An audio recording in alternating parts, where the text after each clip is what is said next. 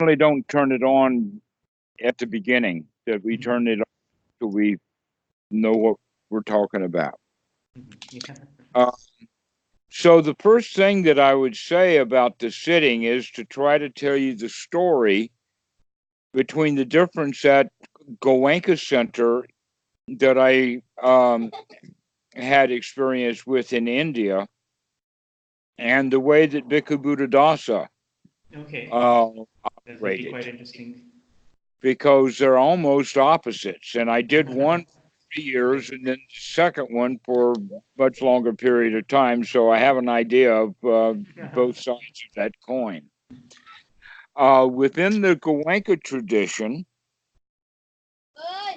that I think would possibly be kind of close to what you would expect in Zen, especially in the sense of Zazen, means just sitting. Mm. And the just sitting begins in the beginning is kind of hard to do because it's not just sitting. They're doing the Yeah. sitting, but they're doing a whole lot of other stuff also. But within the Goenka method, they're working a lot with the body intentionally. Mhm. Now, Okay. if you look at Zen with the concept of just sitting, would be just sitting in the body, with the body, and experiencing the body as it's doing the sitting. In other words, not just the sitting as just a sitting in the sense of concept, Mm. but sitting in the sense of reality, in the Okay. actual sitting itself. And that most Westerners start with concepts, like Zazen is the concept of just sitting rather than the actual just sitting. Uh-huh. All right. But Goenka's method has a whole lot more to do with paying close attention to the body, and that they do that in a systematic way that they call scanning. Okay. And the idea is to move from part to part of the body until you fully wake it up, until it Okay. becomes vibrantly alive. And that has an advantage to it. But then later in the meditation retreat, after the students get sufficiently skilled at watching the body, then they watch the body for a long period of time without moving. Mhm. Okay. And that's what you're beginning to experience in Zazen. So you were trying to naturally do what Goenka's students are actually instructed to do. Mhm. Okay. Funny like that. That's in fact the exact way that Zazen and Zen in general works, is they leave out all of the detail, but they've got all of the framework precisely right on. Okay. And it's up to the student then to fill in the detail. And so the filling in of that detail would be to spend much more time experiencing the body as it's sitting rather than thinking about how I look to other people. That in fact, Yeah. that's part of what was causing the pain was your expectations and your concepts. You look at them and you see how they're sitting and you say, oh, I'm supposed to sit like that, without understanding that, yeah, they probably years ago put themselves through the same hell that you're putting yourself through now. Well, Bhikkhu Buddhadasa's method is don't put yourself through hell. Just go right up to the door, get really hot, and then back off.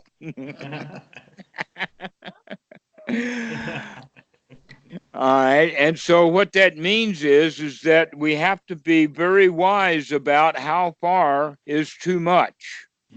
Now, at the Buddha Dasa retreats, one of the things that we taught there was that if you begin to experience leg pain or back pain or sitting posture pain of any kind, then you need to actually do something about it rather than just sit in it because you either don't know what to do or following the rules like you were doing.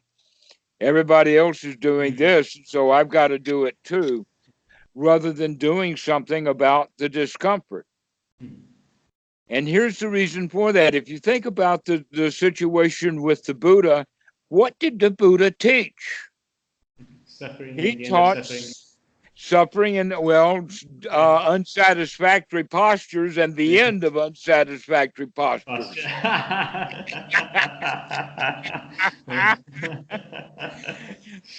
That's the Okay. whole teaching. And so at the retreats at Wat Suan Mok, the students were told several things. One is it's okay to adjust the legs. Mhm. Number two, if that doesn't help and sitting up straight doesn't help, then it's okay to actually stand up. And if you're standing up also because of the mind being sleepy or whatever, then it's actually okay to do some walking meditation. In fact, in the old days, we allowed the students to go to the back of the hall and do walking Okay. meditation. But um, some of the women began to complain about all the walking behind. Oh. And so they said, okay, you do the walking outside, but it's a permitted thing to do. But because nobody was doing that in your dojo, you didn't know that you had permission that you could stand up, give I the body guess. a break, and then sit back down. And that will alleviate the pain. Now, I also know of by name a group of men who mostly have been monks, Okay. but they've ruined their ability to sit in those cross-legged postures because they did damage to the Mhm. knees. Now, the reason that there's damage to the knees is because of the tendons in the legs that go from the groin down to the knee, and then there's also tendons that go from the knee down to the ankle, Mhm. and those tendons are intentionally are dynamic, putting things under pressure. And so, if you're sitting wrong, the knee takes the worst of it because it's on both ends of the Oh yeah. pressure Mhm. being put. And so it winds up being expressed as knee pain. But I know of one monk who's been a monk for 10 years, but he does not want to be around other monks because he can't sit with the other, for instance, Thai monks. He Mhm. can't sit with the Thai monks because he ruined his ability to sit because he wanted it too much. Another monk who is actually very popular and very well known on the internet has gotten the same thing. His name is Bhante Vilamuramsi. He Okay. also cannot. I've also heard that Achan Brahmali in Australia has ruined his legs and cannot. Oh. So it is common. Don't sit too long Mhm. because you're supposed to. All right. Now here's another thing. Sitting in furniture is European. Mhm. Sitting on the floor is Asian. I've got several relatives or people that I know, and one of them is my stepdaughter. And I've known her since she was about 13. And the last time she was here, she was 16 or 17 and was eating on the floor like everybody else, except that she's sitting in the lotus posture Okay. while eating. The full lotus posture, the posture that I worked for years to get into and learn to maintain, even though there was pain, because that was when I came to Bhikkhu Buddhadasa, was Okay. because I was doing the Goenka system for so long. Luckily, I didn't destroy the knees on the way. I only was there for 3 years. But here she is, a Thai girl, sitting that way naturally because she's been on the floor her whole life. My daughter at the age of 6 will sit in postures that are difficult or impossible for you to even get into. Mhm. Okay. I can And imagine. yet the Westerners think that they have to do the same rites, rules, rituals, etc., that the Asians do, and the Asians don't see these things as rites, rules, or Yeah. rituals. They see it as sitting on the floor. Mhm.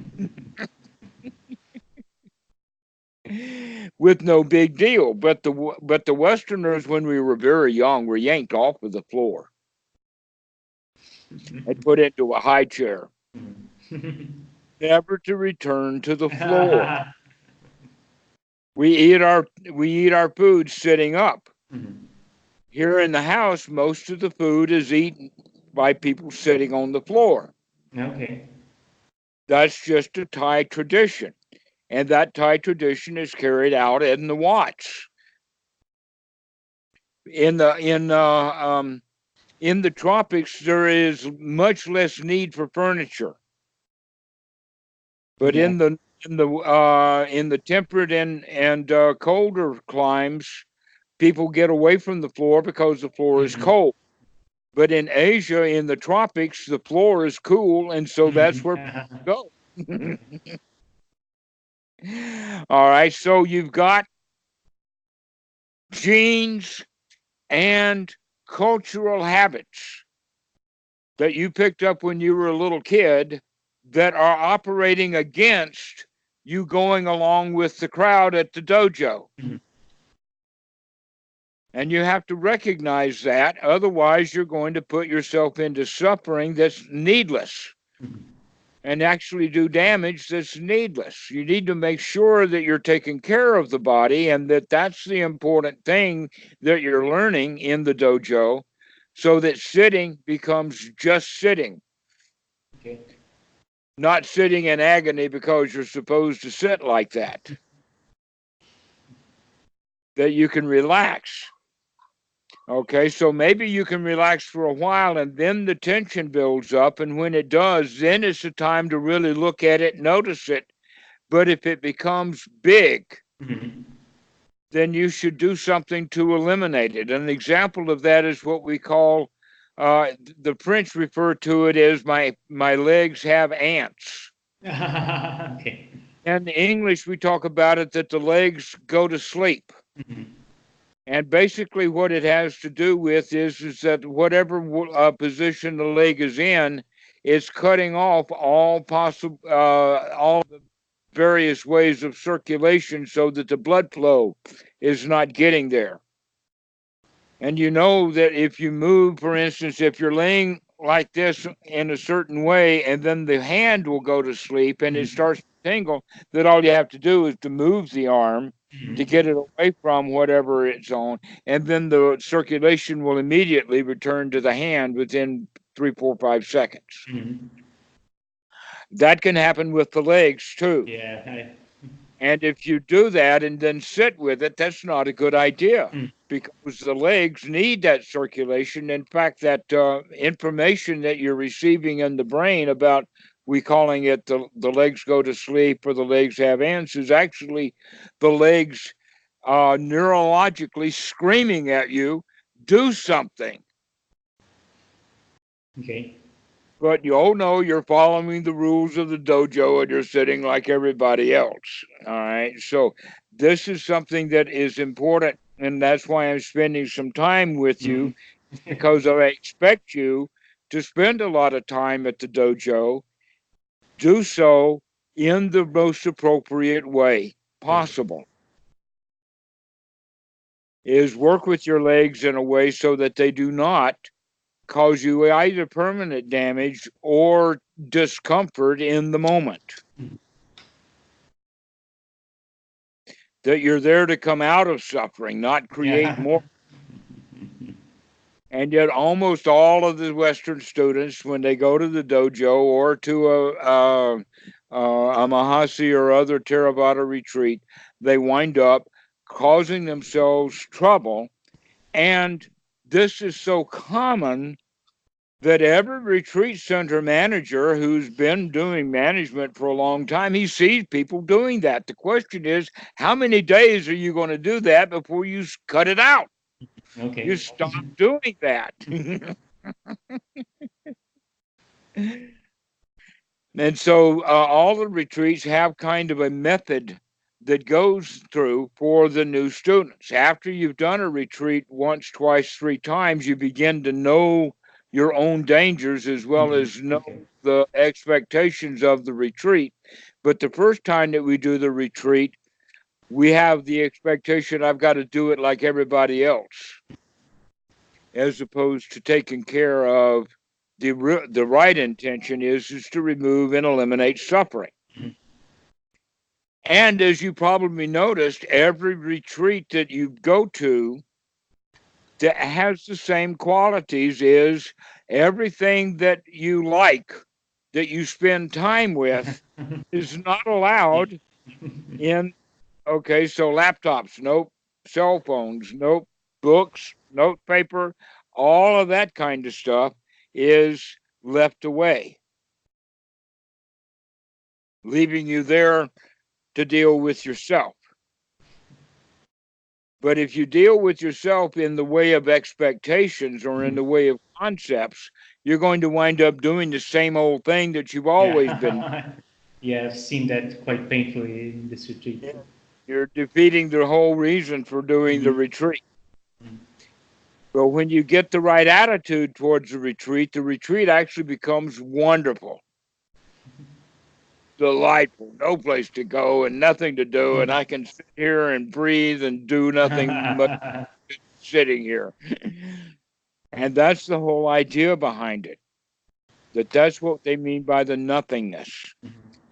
And so because you have the very good fortune that there is a Zen center close by, that stay in that tradition Mhm. and Okay. do that because it's available to you, and that I will do what I can to guide you along from a kind of a distance by explaining to you what's really going on there, rather than Okay. you having to the slow beginning to figure it out for yourself Yeah. in pain.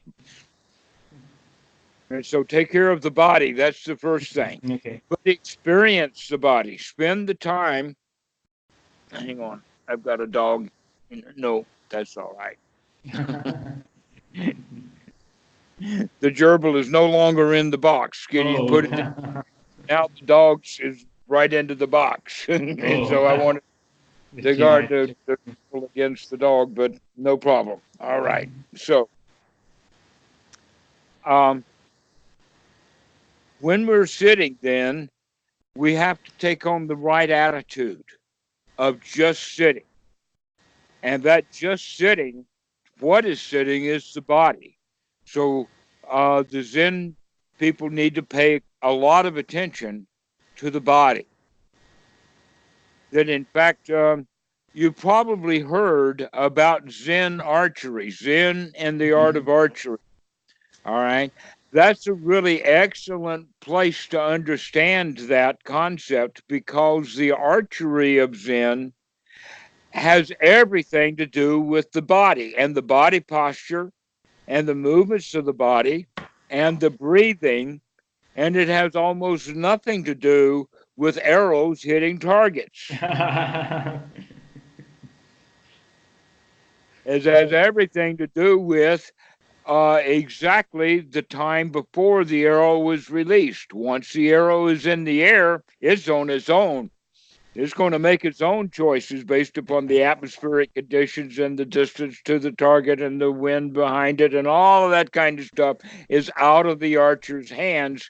Therefore, one of the qualities then for the archers is to, after they take the shot, they continue with their form of the Okay. body and to do not pay attention to watching the target to see if the arrow has landed or not. That the actual hitting of the target is up to the arrow. And that's an excellent training for life, to stop being so result oriented and start being more process oriented. Do it here now. Exactly. So, Zen and the art of archery is just such a magnificent teaching tool. Okay. If I had a master Zen archer on the island here, I would certainly want to make friends with him. If not, help him start his dojo. But unfortunately, we don't have any Zen masters here on the island.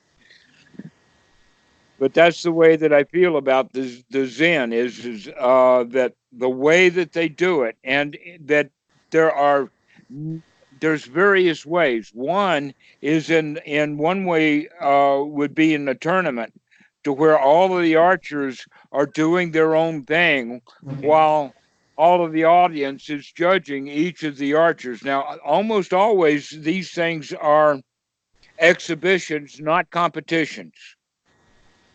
If they're competitions, then there is tension between the archers. But if it's only an exhibition, then they can be the best of friends, and that's a part of it also. That it's not a competition. That it all is all about the form of the archer. But there are three basic ones that I know of. One is the stance for a very long target. The other one is mounted on a horse.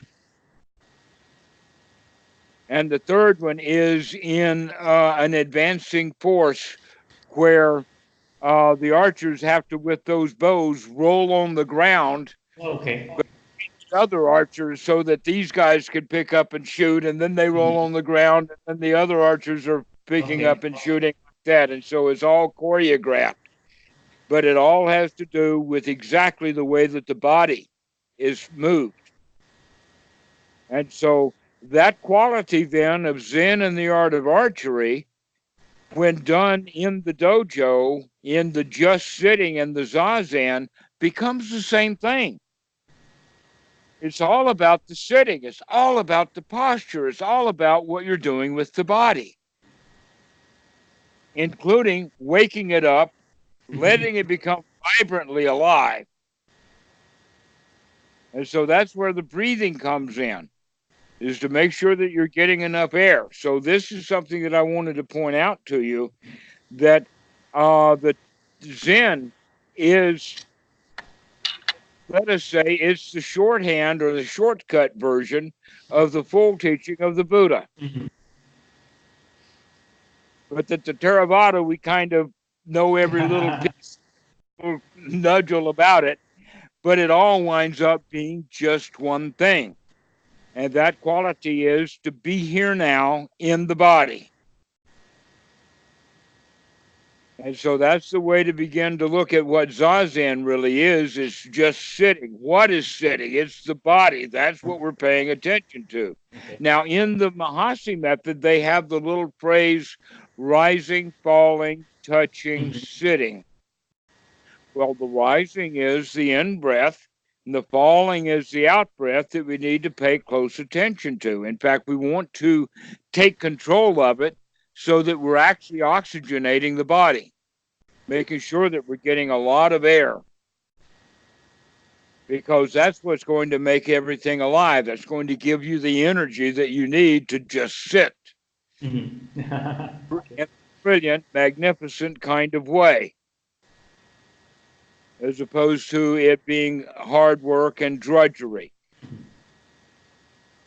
And if when you realize that, basically it's all an attitude change. Yeah, Really, indeed. that's all we're doing, is we're changing the attitude. Well, the Buddha has one of those too. It's called right noble attitude, is right there in the Eightfold Noble Path. To change that attitude from the attitude of this is hard, or wow, I got to do it like everybody else, no matter how much pain I'm doing, into the right attitude is let's pay attention to what's going on. Let's give the body what it needs, and let's enjoy what's happening Mhm. with this just sitting, this rising, falling, touching. The touching and the sitting, then, all of those things are collapsed into just one word, zazen, just sitting. But you're sitting also with the breath. You're sitting also with the in and the out, the rising and the falling, and also the touching, in Okay. the sense of the whole body is becoming vibrantly alive. You can feel the touch of the air. You can feel the touch of the shirt. When you're in, you can feel the rise of the shirt and the touching of it to the skin, and you can begin to experience all of the breathing. This is what they mean by the body of breath, to experience the body. This is step 3 of Anapanasati, which is also the touching. And then you could also go so far as to say then the just sitting of Zazen is also the sitting of Mahasi when the sitting gets really comfortable. All right. And when we say that the sitting is really comfortable, that means that the body is no longer complaining, but it's just sitting there. And this is also step 4 of Anapanasati, which would be uh, what is it's badly translated into tranquility. The better way of saying it is the body is at peace, that it's Okay. stable and can sit for long periods of time. And then this is a training that you will see in nobles that because of that training of just sitting for long periods of time, we wind up in conversation not moving around a lot, but being able to just sit even when we're talking. All right. Okay, so the whole body becomes tranquilized or at peace rather than fidgeting. And so um, the noble way of expressing would be to say things, but that we don't have to become overly animated just talking or just sitting. All Why? right. Because we brought the body to rest, and we brought it to rest basically through mindfulness or through sati. And there's a question for you. Have the people at the Zendo talked about mindfulness in any regard? It's a funny term because it's a funny thing. They're kind of opposed to the whole, the corporate mindfulness movement, and when they hear mindfulness, they kind of get set off. But they talk about entering the moment, and actually, the Zen master who held the retreat talked about sati in one of the, I think it's called Kusen, when he talks during zazen, but it's not an official talk. So he's had a bit of a talk about sati. Yeah, we don't normally mention it, but sometimes it pops up. But with the mindfulness label, it's kind of frowned upon because it's associated with all these other things, like Ah, meditation the apps and stuff like that. competition, Yeah, exactly. yeah, Oh, those people use the word mindfulness, right? yeah. I'll be on the Zendo side. It's those people who use the word mindfulness. We use the word sati, Yeah. which has that quality of being in the present moment and being here with the body. To be here now. Mhm.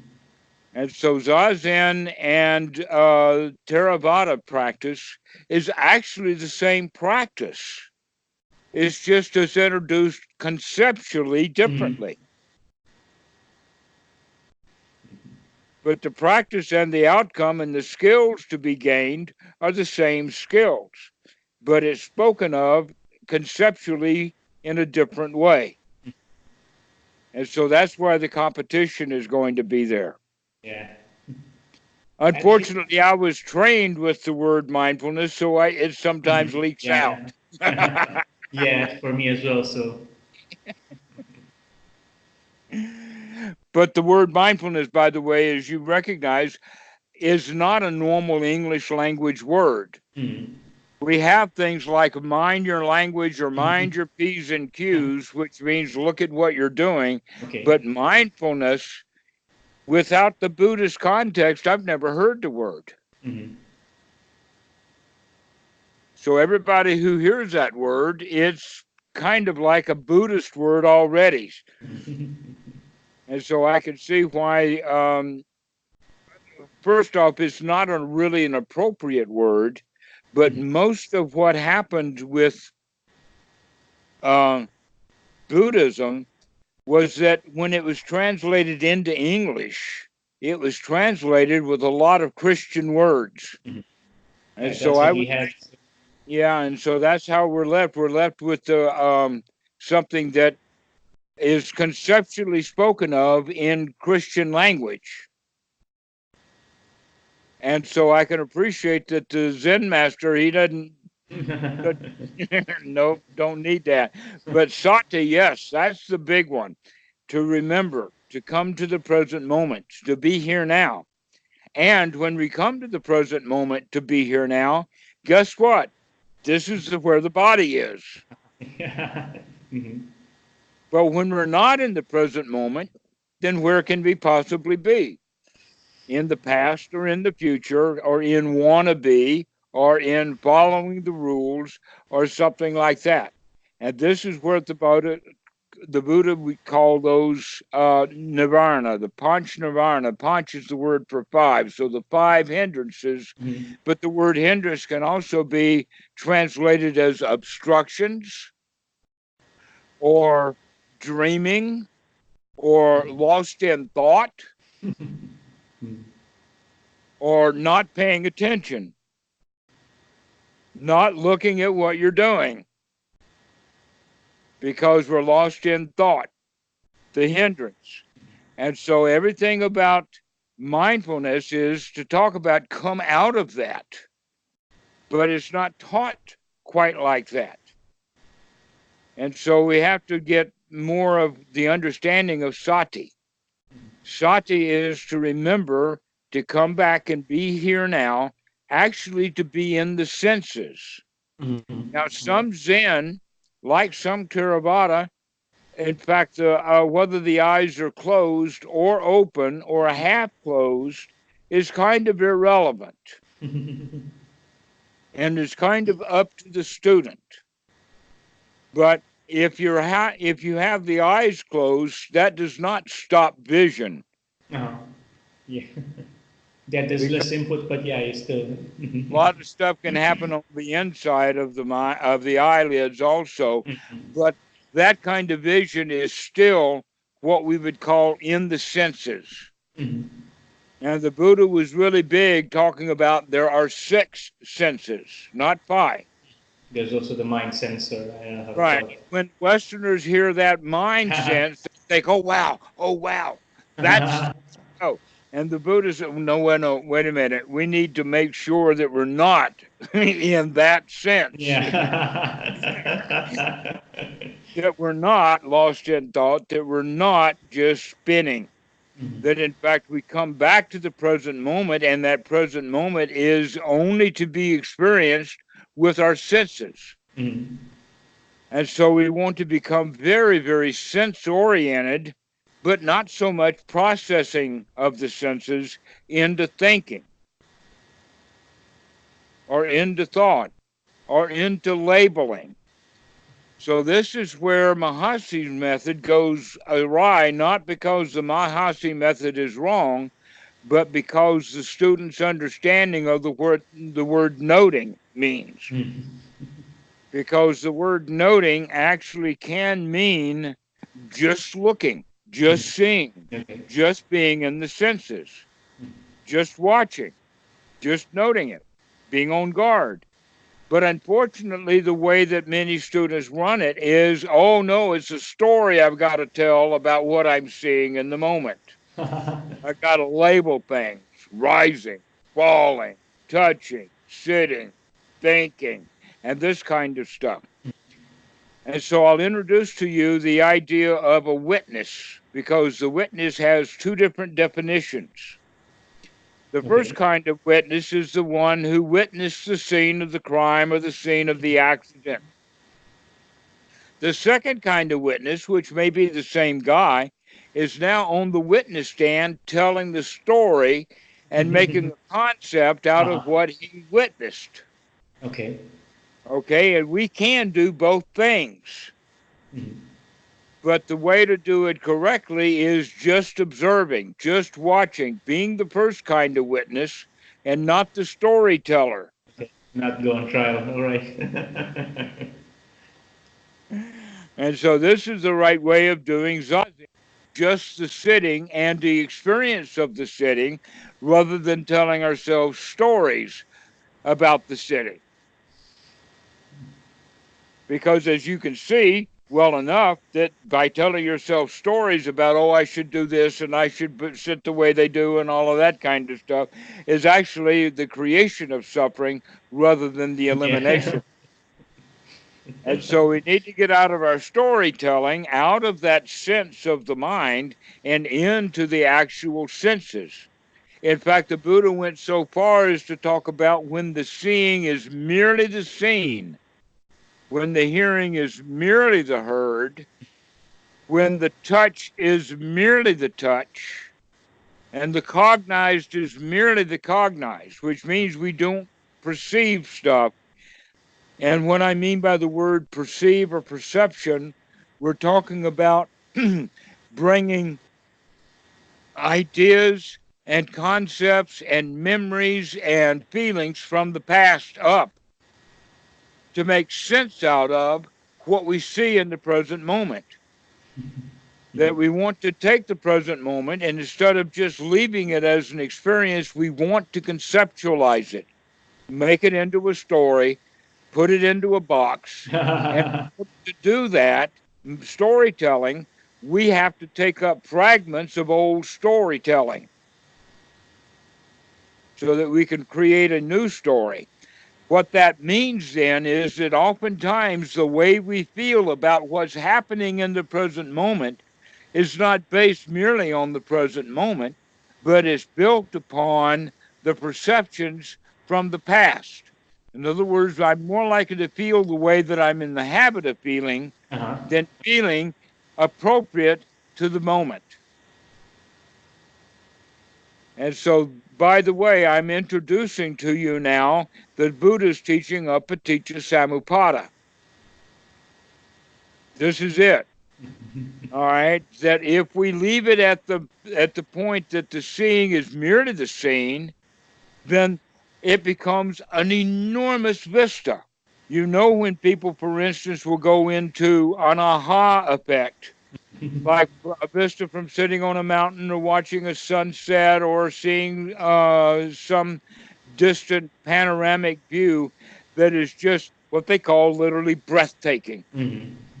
All right, or awe-inspiring. Some people in the word in West will even say amazing, but they're not thinking about being in a maze. We're talking we're talking about the full-on experience of what's happening right now is almost overwhelming, but it doesn't happen often. Yeah, we But need it new can stuff all happen. the time. Yeah. Do it then. Exactly. We can do it through meditation by opening to the senses so that we can, in fact, go into a state of awe by looking at a white wall. Mhm.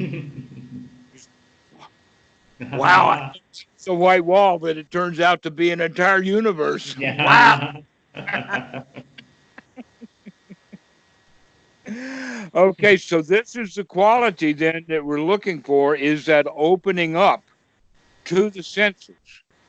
And that the primary sense to open up to is touch, the feelings of the body, to get really involved with watching the body and the sensations and the movements and the feeling of the body. Really, really wake it up. This is the value of Zazen, of just being able to just sit with what a magnificent machine this human body is. And the thing that's very interesting is, except for the bottom of the feet, Okay. there is generally neurons everywhere in practically dense all over the body. And that's not true for dogs and other animals that are covered with hair, because the Okay. hair gives them protection that the human body doesn't have. And so we use the sense of touch as the protection Okay. that we used to have that were when we were covered with hair. And so that's why the hair will stand up. That standing up is actually part of the sensory awareness, the sensory input. And so standing up with the hair, the touch of the wind, the touch of the cloth, everything like that. In fact, for your private sitting, when no one is around, I would recommend taking the shirt off Okay. So you can experience the body Uh-huh. contact directly. That's such a good idea. I did it sometimes in the summertime, but not always. So, yeah, it's a wonderful feeling. Well, cold actually is quite a useful tool. It's exhilarating. Whenever a cold breeze comes by, the first Yeah. thing that we do is we take a deep breath.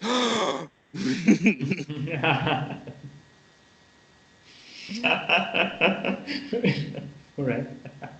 So the body is covered with feelings. We also have a feeling system that's very deep. It's called proprioceptic.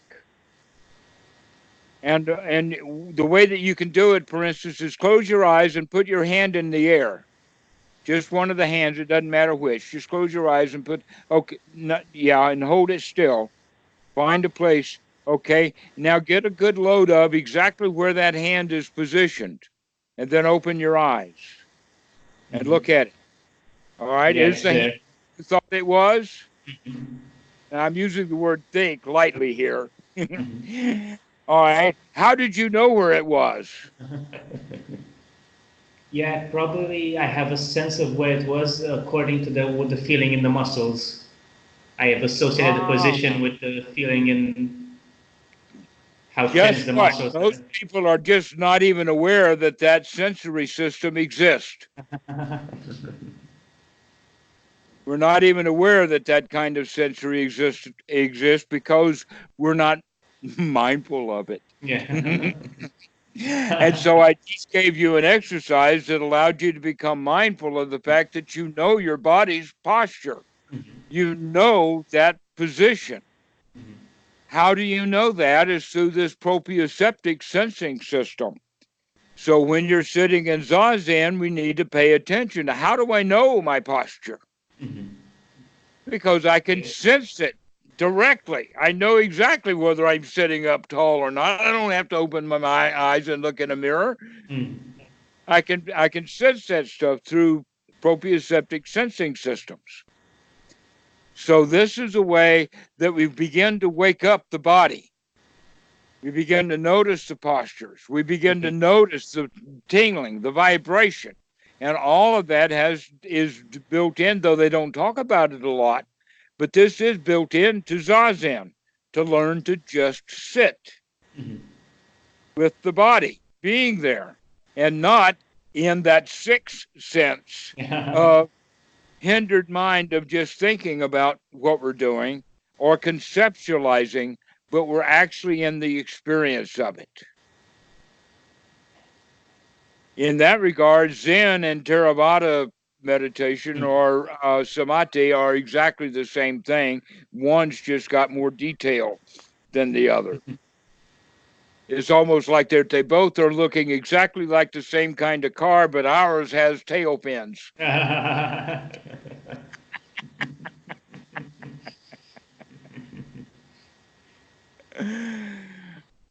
And so good that you're doing that. Do you have any questions about what we've been talking about today or about what you experienced in the retreat? uh, Now, questions? No, I think I'm pretty clear about what happened. I saw how I manufactured my own suffering and managed to let go in the last few days, and it was Excellent. good. Continue with that. Yeah. Right. Let go. Don't suffer. Yeah. Now you're beginning to recognize wait a minute, almost all the suffering that we have is actually self generated based upon concepts and bad ideas. Like doing everything the way that you're supposed to, Yeah. and you do that the way that they're doing it because they're doing it the way that they're supposed to. And here we go in all of this pain. Congratulations, you figured that one out. That's called insight. In fact, that's the reason you took the retreat Yeah. was to One figure other that. interesting thing I noticed, my expectations was for sati to kick in a lot, to be more mindful. But I saw that I can't control when sati occurs. It either occurs or it doesn't. So either I do remember in the moment, but I can't control to trigger remembering. I can't do that. Ah, Okay, so there are a lot of things that you and I can work on that will give you the triggers. That's one of the words we use. Another one that I don't use so much is the word that is used in NLP. They call it an anchor. Okay. Okay, so one of the ways of looking at it then is that the breath becomes an anchor, or the sensations of the body can become an anchor, or uh, just for instance, being at the dojo and recognizing or remembering that you're at the dojo, that Yeah. should be an anchor or a trigger for you to become mindful whenever. But there's a lot that we can do together. I've got a whole bag of tricks. Yeah, you gave me the chair one, which I managed to do for a day or two, but then at the retreat we didn't have that many chairs and I didn't sit that much in a Well, chair. So but sitting down on the yeah, floor would be the yeah. same thing. Take that deep breath and just relax and enjoy the heck out of it right from the get go. All right, so let's go back into that. Let's start Okay. using those triggers, Okay. like the sitting down, to take that deep breath and really, really relax, really enjoy that sitting moment. Come to the state of complete satisfaction. Okay. Just sit. When you sit down in the chair, just sit for a moment before you start fiddling with laptops or cell phones or pets or whatever. Just sit for a minute and enjoy the heck out of it. All right. So, doing that every time you sit down will build sati. That's the trigger, that's an anchor. So, make sure that when you approach a chair, aha, here it comes.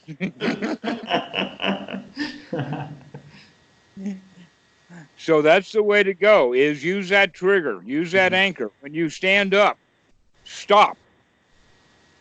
Use that as a trigger to bring on mindfulness or sati, to bring up that sati, to be here in the present moment. To tell me, why are you moving? Why are you getting out of this wonderful chair? You could just be sitting and you're getting up. So please get into that practice. It may take a week or so to Oh get yeah, I've started. seen it. I So miss this it quite a lot. is hard to remember, especially the standing up. People say, "Oh, Yeah. I Oh. get away from the chair before darn I forget." And so keep practicing because that will build sati. Okay. And it all has to do with remembering to be here now. Over and over and over again. All right. Well, let's do that. That's your practice. Yeah, I'll practice focus on that and I'll report back in a while. All right. Well, I'm really glad that you got some insight out of that meditation retreat. Keep at Yeah. that, right? Okay. You do create your own reality, and you do not have to create one that suffers. All right. I'll keep that in mind. And the more that you stop creating reality and start living in it instead through the senses, Okay. that's even better.